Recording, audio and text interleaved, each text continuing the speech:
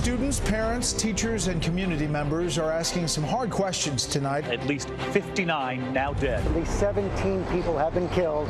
Right now, at least 20 are dead. Parkland consistently voted one of the safest communities in America until today. Mr. President, listen to the students. I want us to take action, and I don't want this just to be another mass shooting. I want this to be the last mass shooting. He wouldn't have harmed that many students with a knife! Stick to your gun. You got your finger on the trigger. Stick to your gun. You got your finger on the trigger, kid. Come on. Line it up, line it up, line it up, and hit me with the truth. Hello, and welcome to a very special edition of Teen TV. Today's program is called Taking Back Control, a roundtable discussion on the impact that gun violence has had on our lives as students. My name is Aaron Banwer, and today with me is Adam Sperling, Corey Sang, and Jason Biviano. We are all students of Great Neck South High School. Let's get right into it. On March 14th, our school, along with many others around the country, participated in a walkout to protest gun violence in America. We're going to be taking questions from our viewers in just a bit, but first I want to get your impression of the walkout last week. Let's start with Corey.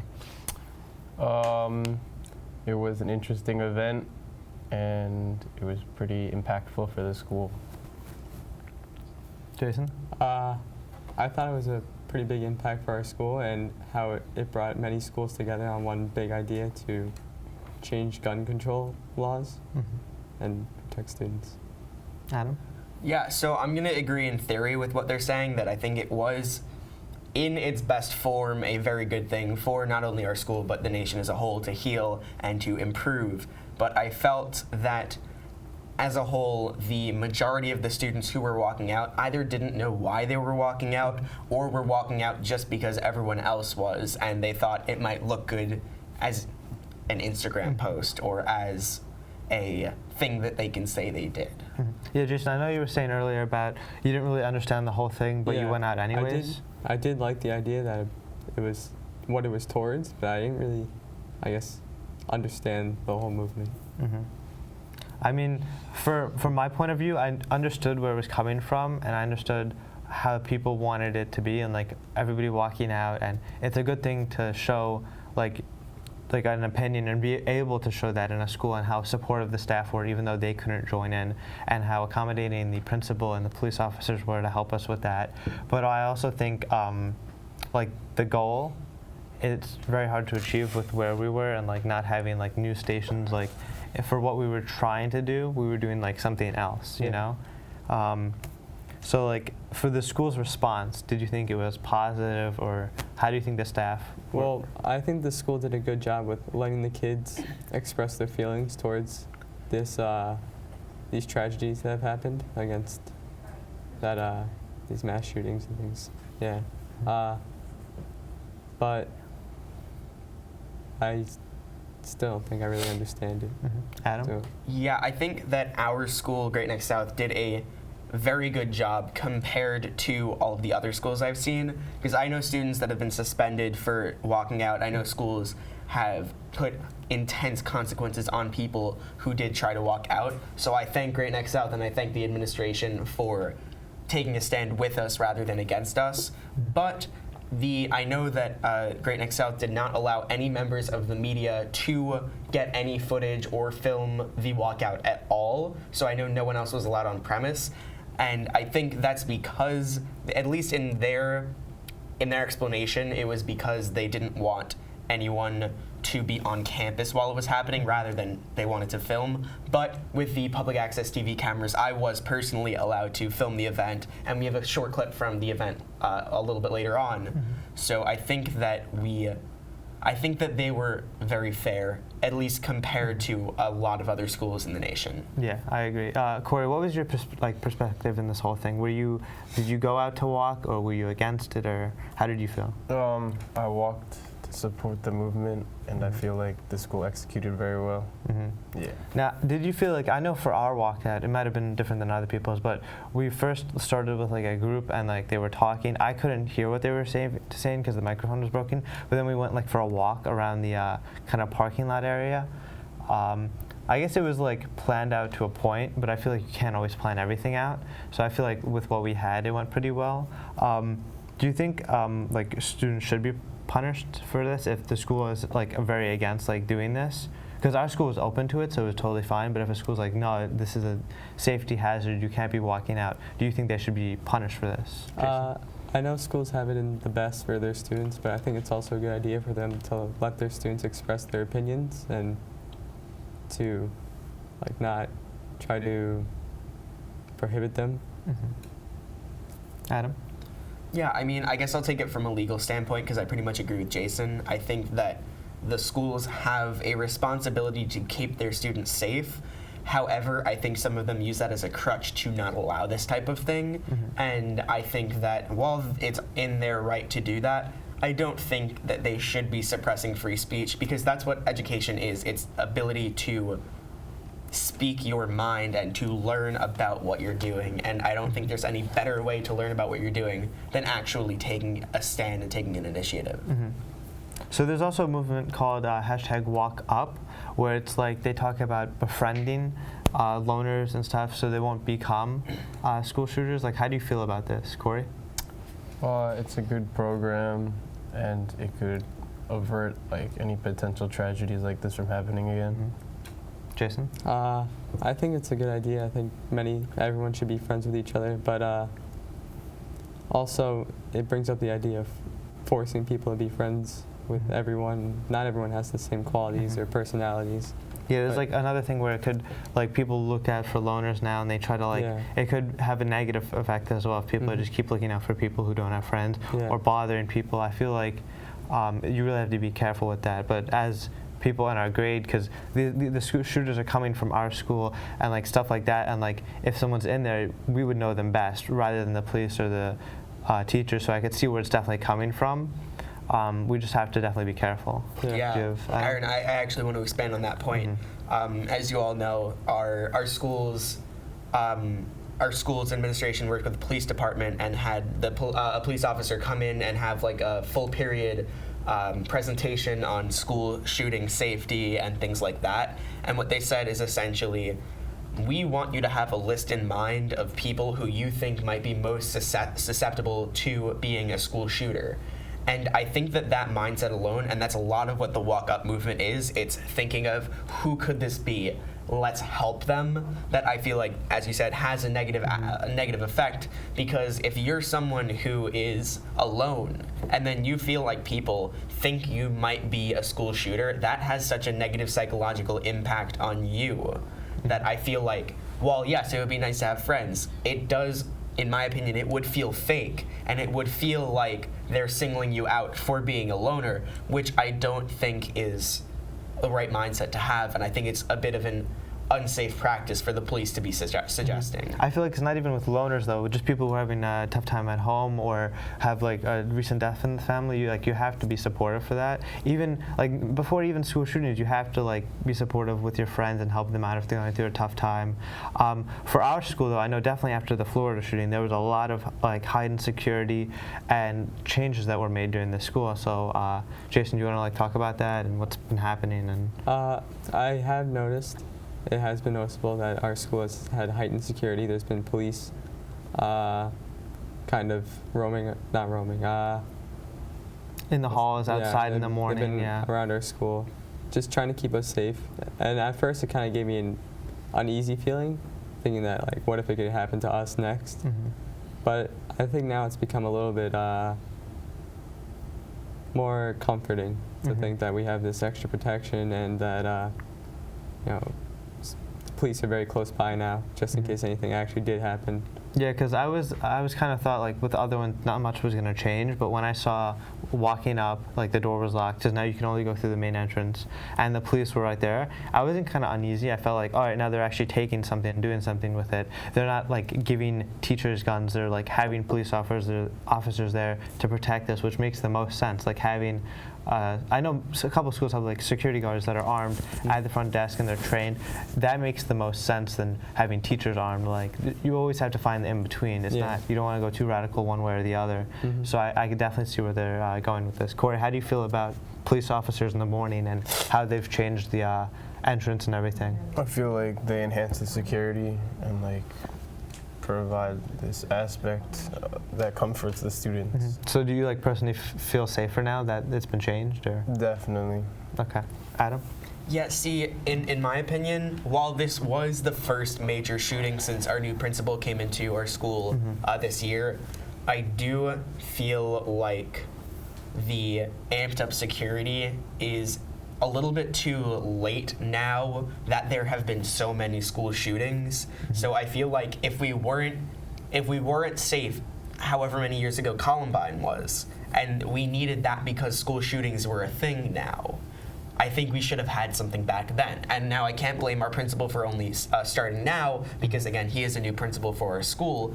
But I feel like if we were safe before, then we're pretty much as safe now without that police officer. I think that locking the doors makes a lot of sense, because it's just a little bit of an inconvenience to not be able to go anywhere else besides the main entrance. You can still get in. You can just have to go through the main entrance. But having a police officer there every morning, like, I feel if I'm wearing a black hooded sweatshirt, I feel the need to take the hood off of my sweatshirt, even though I'm not doing anything. I'm just wearing a sweatshirt and it's cold outside. So if I see that police officer there in the morning, like 5 seconds before I get up to the main entrance, I take that sweatshirt hood off, because I just feel like I'm being controlled. I feel like that's like a problem with everybody. Like, you're like driving a car, there's a police officer next to you. You immediately think, oh, what did I do wrong? That's just like everybody's mindset when they see like some law enforcement there. But I get where you're coming from. I don't feel like that needs to be there in my school. I feel like if I was safe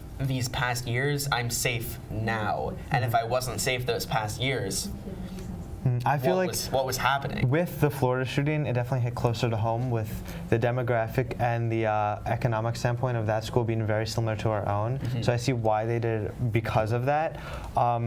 I also think if someone really wants to do it, they're gonna find a way, but I feel like it's such a deterrent to have it there and to have it just be the main entrance, and like any guest has to sign in and go through this whole process. It's definitely an inconvenience to a lot of people, but it's definitely a deterrent for would-be shooters, and it really, not even that, but educating the students who are already in the school about it. And like, I know every week now we have like the lockdown, like go over and present like the presentations of the lockdown drills and everything, like every week now. So I think it's definitely about educating the students more than like beefing up security. So for schools that have received like threats, and like I know there's a lot of social media stuff going on with this. Do you feel like it's helpful for social media to get this involved, or do you feel like it's not educating but hindering like how people are understanding the situation? I think social media is kind of trying to help, such as the walkout. You know, bringing up how all the other schools are coming together. You know, creating a big movement. But also, media can kind of cause the problem, such as some of these kids who post like these threats towards our schools, or all right, finish up, Jason. These threats towards their schools, or just people, I guess, going against everything that, or some people fighting over gun control, or how we should keep our laws here now. All right, yeah. So we're, thank you, Jason. So we're gonna go to our video now made by Adam Sperling. So let's begin that.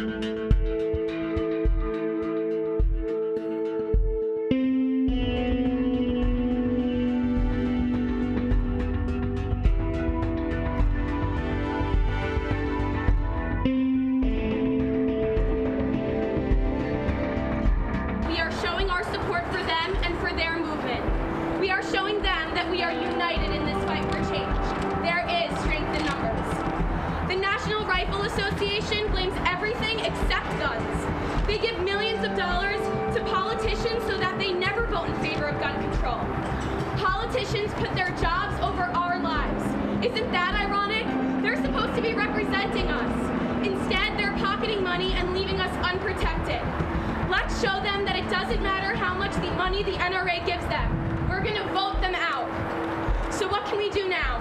I encourage all of you to write those cowardly politicians who have sold our well-being to the NRA. Speak your minds. Because of our efforts, everyone will be inspired when they read about how high school students, ages 14 to 18, united to change the course of history.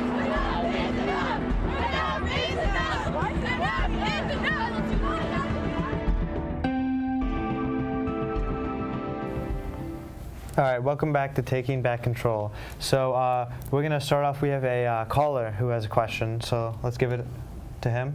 If is he there?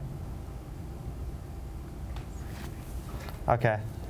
So until he arrives, we're going to have... He's on. Oh, he's on? Hello? Hello? All right, one second, guys. We're having... Tell him to call back. Okay, so I'm sure he'll call back. So I'm sure his questions. We'll have you call back in a couple minutes so we can get the text sorted out. Let's start with a couple questions. All right, so from Facebook. I heard you had a couple questions, Adam, about video games and stuff like that. Yeah, so we had someone ask about games like Fortnite and how they desensitize people to guns and people to shooting. I don't personally play Fortnite, but I know these guys do. Mm-hmm. Do you guys have any opinions on how that's affected the mindset of people? I'll start off with I personally don't believe in like the video game to like actual violence connection. Mm-hmm. If anything, I believe people who have violent tendencies and have a problem releasing like that like pent-up rage use video games as an outlet to get that out. Mm-hmm. So I feel it actually might even help them so they don't do it in real life. I don't feel like if you raise a kid off like video games, he's going to become violent. He might become a little desensitized.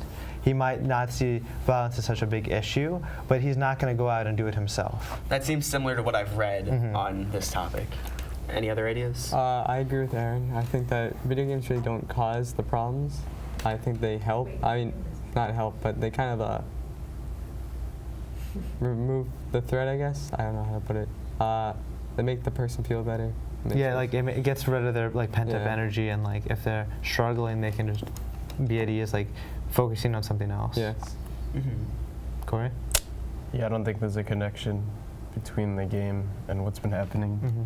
I feel like it arose, that connection, when adults who haven't played video games, they saw them playing violent video games, and they're like, oh, what if this leads to this? But I feel like you really have to be a kid who's grown up with that to realize that, no, it doesn't affect you like that. Yeah, you got the whole correlation and causation argument. Mm-hmm. Another interesting question is about see-through backpacks. I know a couple schools have been implementing the rule that you have to have a see-through backpack. So I guess you can't have a gun in there without it being seen that there's something concealed or that there's a gun. I don't personally believe in that. I don't think that this level of stressing out over every little detail is going to make much of a difference in the whole global market. I think that it's a bit much. Like I said. Oh, we have a caller? Okay. Back. Hello? He's quiet. Okay. All right. Saurabh, are you there, or is this someone else? Hello? I think we can hear in the studio. Yeah, give us 1 sec, guys. Okay, while we're trying to sort that out, for the see-through backpacks, hi. Hi. Hello, He's here. Hello, yeah, we hear you. What's your question?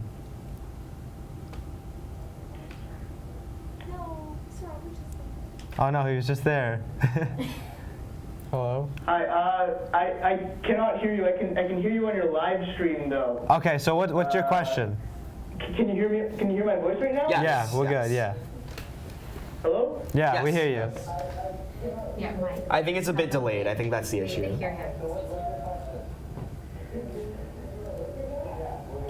Perfect. I was looking at the discussion of the PUBG and how it encourages gun control. What do you guys think about that?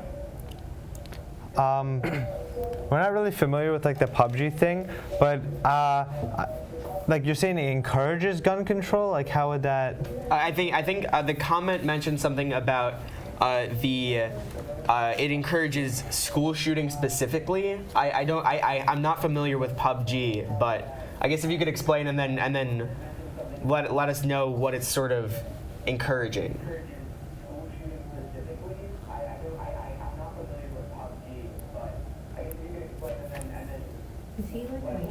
Yeah, no, it's so a bit of people, because I know in the gun control thing, some people say that PUBG and Fortnite, they're all causing issues and trying to motivate kids into these gun shootings. In my opinion, it's not like that. I certainly think that there's other factors such as mental health and also the access to the weapons that kids had. For example, Nicholas Cruz, he had legal access to the guns.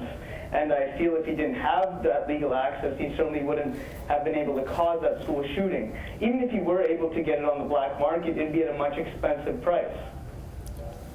Yeah.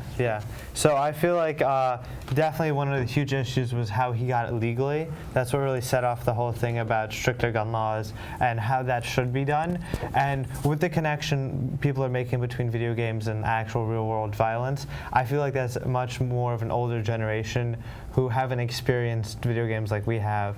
I feel like you really have to grow up in it to really understand how it doesn't affect it like that. Adam, you were saying? Yeah, I think that the legal issue is obviously a big thing, and I know that in Australia there was a huge buyback of guns, and essentially the mass shooting problems and the suicide rate with guns and the homicide rate all have decreased dramatically. And I know that's because like guns on the black market are now upwards of $40,000, whereas you could get that at a much cheaper price when it was legal. So I think that yes, absolutely, the expensivity, if that's a word, of the black market makes it a lot more difficult for these to happen, at least at the regular rate that they are happening now. Now, with the see-through backpacks, let's get back to that because I had one thing to say. Yeah, do you have any ideas on the see-through backpacks idea or any other ideas that we've been talking about? Mm-hmm.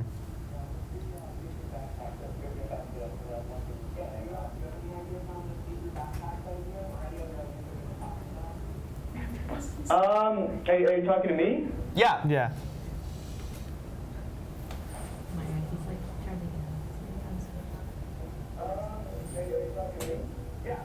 Okay, this is my first time I'm on the discussion, so sorry about all this.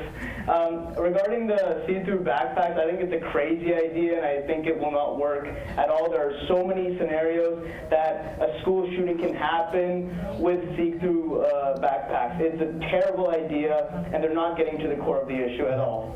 All right, thank you so much. We'll talk to you next time. Thanks for calling. So I kind of agree with him with the see-through backpacks. I mean, I feel like it would work, but it's also kind of invading privacy.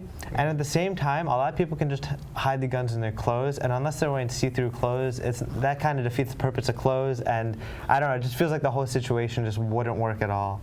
Yeah. Do you guys have an opinion on that?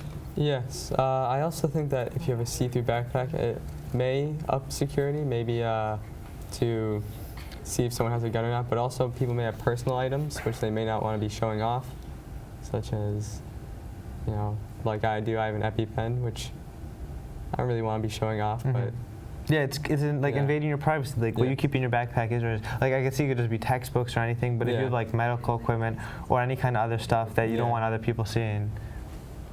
Yeah, absolutely. And I think that at a certain point, you can have security enough to absolutely you can absolutely stop a large majority of these mass shootings. And I think that that's really just tyranny, or that's prison. So I think that there's a certain balance that has to be struck. And if these conservative mainly, but also some Democrat, some independent lawmakers that are in the pocket of the NRA, if they keep saying, oh, well, we can do all of these things to increase security measures, we are forgetting about the one major security measure that we can take to stop this majority. We have a question? We actually have a question from one of our viewers. Yes. Okay. Ferguson Bradley asked, do you think bulletproof backpacks are a good idea, or do you think it will just cause fear for students? So for the bulletproof backpacks, I actually was like looking online to see like Kevlar backpacks.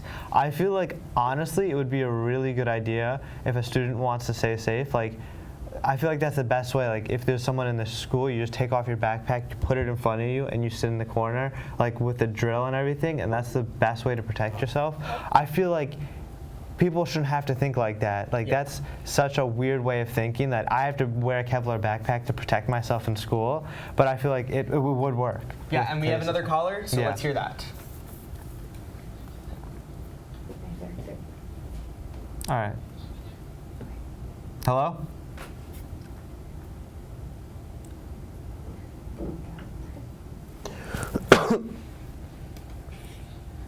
Okay. Some technical difficulties. So while we're Jason, what do you think about the Kevlar backpacks? Like you said, I think. Hello? Oh, hi. Hey. Hello? Yep, yes, we hear you. You're here. There's a bit of a delay, so that's going to be the issue.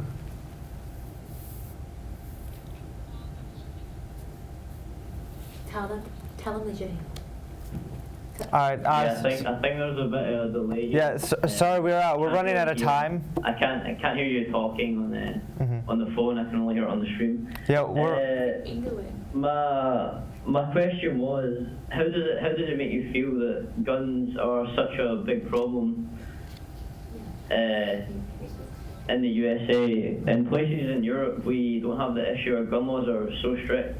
How do you think the problem could be fixed? All right, thank you for your question. I feel like definitely stricter gun laws. That just has to be done with checks and mental health, and even looking into like how their family is doing, or if someone owns a gun, like if something's happening with them, like it should definitely be stricter and like cost a lot of money to go through training and knowing what you're doing with that kind of like guns and the types of guns, like home defense. Like you need a pistol, like that's home defense, but you don't need a semi-auto or an automatic like to defend your home. Yeah, and I mean in reality you don't even need that. So I think there are some studies that I think even police gun hit rates are under 20%, which is frightening to think about. That if you're thinking of someone who's untrained, at least not as trained as a police officer, that if they have a gun and their rates are even lower than the 20% that our most trained professionals can use, I don't think that's very smart. And I think what you were saying with the laws in England and in the rest of Europe, they have laws that have been proven to work. So I think the real issue, as I mentioned earlier, is the lawmakers that are being lobbied by the NRA and other groups, specifically the NRA though.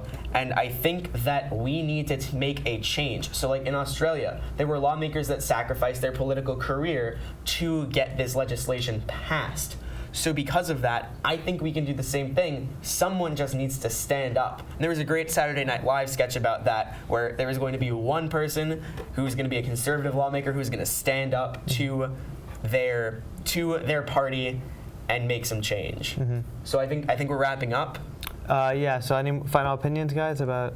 Like, would you think ban on all guns, or do you think people should still have a right to like pistols and like? I think self-defense is important because you know it's always going to be a problem. Whether we have a gun, don't have a gun, someone's always going to find a way to hurt someone. But I don't think that we should have all these automatic weapons, all these heavy rifles, all these, I guess, things that are meant to hurt people. All right, thank you. So thank you all for participating in the discussion. It's really important to talk about these things, even if they're like taboo or like scary, you really got to discuss it. So we want to see change, and for PATV and Teen TV, I'm Aaron Banwer, and good night, everybody.